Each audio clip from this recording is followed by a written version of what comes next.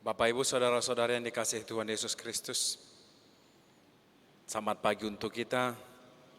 Kembali kita bertemu dan bersekutu di dalam ibadah pagi kita pada hari ini, Rabu 16 Februari 2022.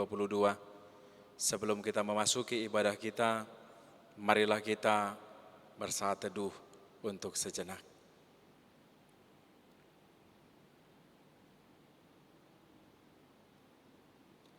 Bapak, Ibu, Saudara-saudariku, marilah kita memuji Tuhan dengan bernyanyi dari buku NDHKBP nomor 30 ayat yang keempat.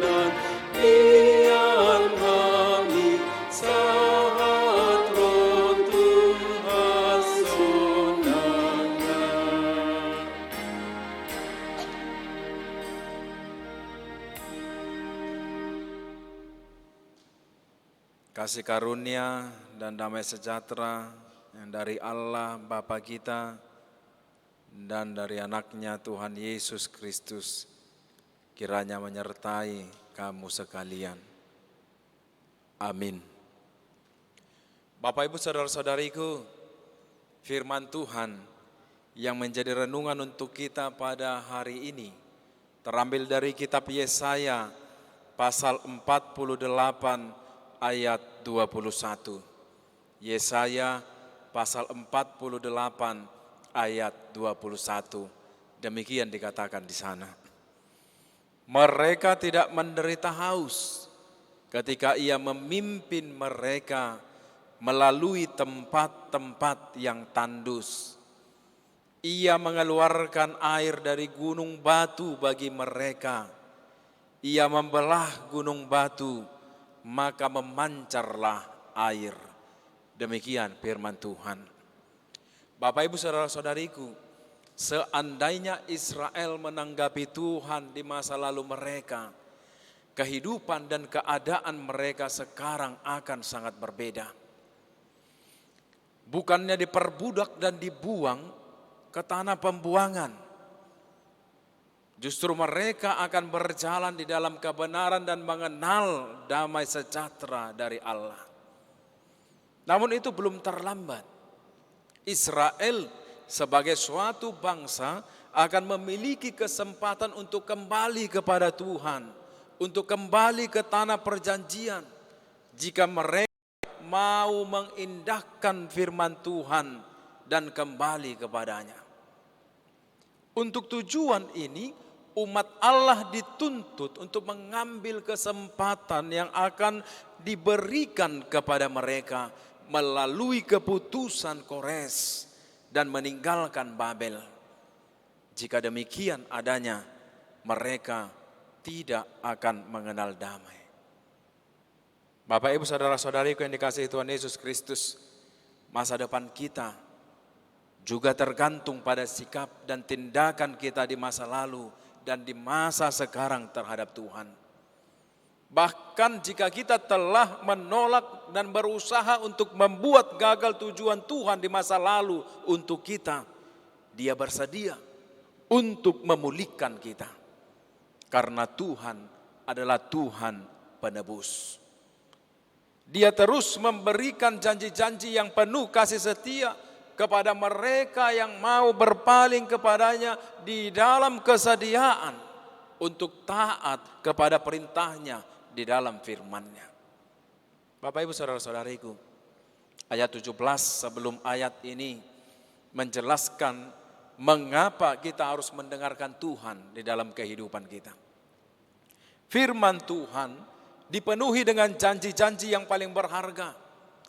Tuhan di dalam firman-Nya dan melalui hidup mengajarkan kita banyak hal di dalam kehidupan kita.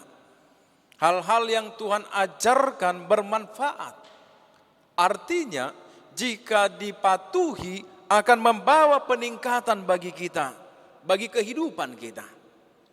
Keuntungan atau pengembalian dari mereka yang mengikuti ajarannya akan bertahan lebih jauh dan lebih berharga dari perak atau emas yang dicari oleh orang-orang.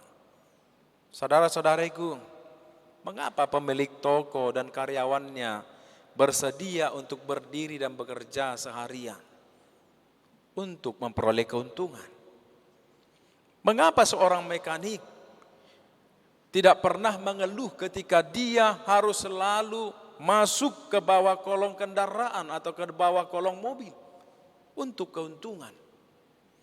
Mengapa petani mau dan bersedia menghabiskan sepanjang hari-harinya di atas traktornya di bawah debu dan matahari? Juga untuk keuntungan. Saudara-saudariku, Tuhan ingin mengajari kita tentang apa yang terbaik bagi kita untuk memperoleh keuntungan atau peningkatan hidup kita di dunia ini dan kehidupan kekal kita. Saudara-saudari, mereka yang mendapat manfaat dari ajaran Tuhan akan dituntun ke jalan yang seharusnya mereka tempuh. Begitu banyak orang-orang pada saat ini yang berjalan mengikuti cara dunia atau dengan cara yang mereka inginkan. Tetapi mereka yang mendapat manfaat dari ajaran Tuhan mengikuti jalan yang Tuhan pimpin di dalam kehidupannya. Bapak Ibu saudara-saudariku, kedamaian dan kebenaran yang melimpah akan diberikan kepada mereka yang mengikuti Tuhan. Kedamaian atau kesejahteraan yang dimaksudkan dalam hal ini menunjukkan hidup yang memuaskan dan bermakna, kesejahteraan dan kemakmuran. Dan di dalam lingkungan yang sejahtera dan perilaku yang benar, keluarga akan bertumbuh dan makmur. Di dalam lingkungan di mana firman diajarkan dan didengarkan, anak-anak yang ada di tempat itu akan bertumbuh dan menjadi orang yang produktif. Saudara-saudariku, sebuah pernyataan dorongan di dalam ayat 21 ini menyertai perintah-perintah dan janji-janji Allah yang datang baris berbaris kepada kita. Dikatakan di dalam nas ini, mereka tidak menderita haus ketika ia memimpin mereka melalui tempat-tempat yang tandus.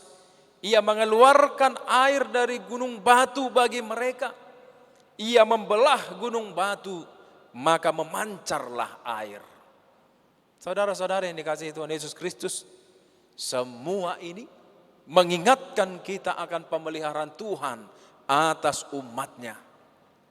Ini berlaku untuk kasih karunia yang disediakan bagi kita di dalam Kristus Yesus, yang dirinya segala kebaikan, yang dari dalam dirinya segala kebaikan mengalir kepada kita. Seperti air Israel, air yang ke Israel yang mengalir dari batu karang. Karena batu karang itu adalah Kristus itu sendiri. Dan di dalam Yesus Kristus yang adalah batu karang yang teguh, itu akan selalu menyertai kehidupan kita dan mengalir di dalam kehidupan kita untuk selama-lamanya. Amin. Marilah kita memuji Tuhan dengan bernyanyi dari buku NDHKBP nomor 743 ayat yang pertama.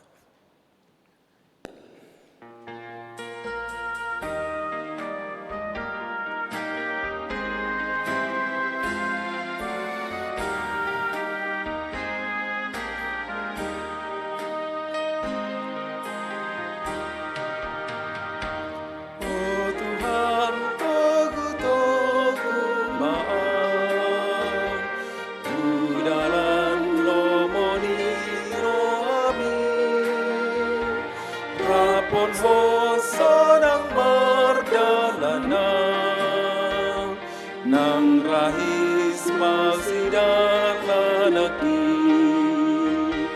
Non dimi main manggohiyawo, margogoy onaw na pasama, pasang na poding noluko, ay masahat tusulgo awo.